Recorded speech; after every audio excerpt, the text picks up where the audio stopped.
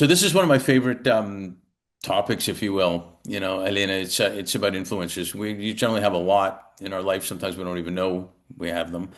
Sometimes they're for a second, sometimes they're for a lifetime. And when I speak, a lot of times talk about my grandfather, him, my grandmother, my mom, my aunt came from Kiev and immigrated to Canada years and years ago. And he would take me for walks in the park when I was about 5 years old in Montreal.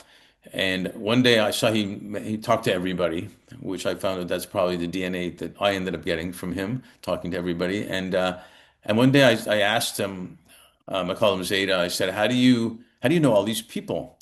And he pointed to, and I remember him doing this exactly. He pointed to see that guy over there. One day I smiled at him, and he looked at me and smiled back. And then he came over and started talking, and then we became friends and this and that. And then other people came up to us, especially this other man that saw us smiling too.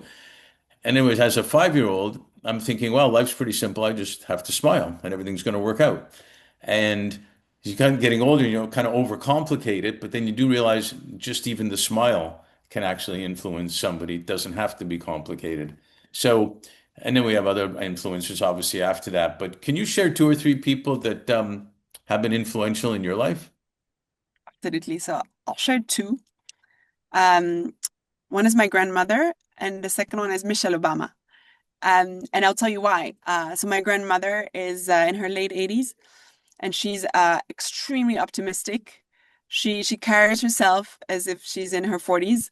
She has a lot of energy, and she never talks about aging, about anything that is not working well in her body. She's just always forward looking.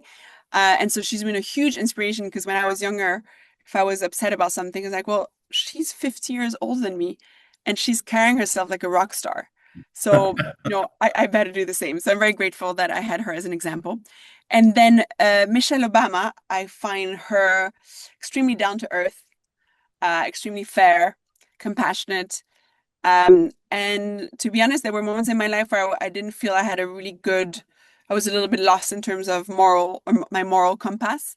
And I think she kind of brings it home in terms of how to behave with your family, with your community, what's fair. And so she actually, like reading her books really helped me quite a few times in my life where I was not feeling so sure of where my moral compass was.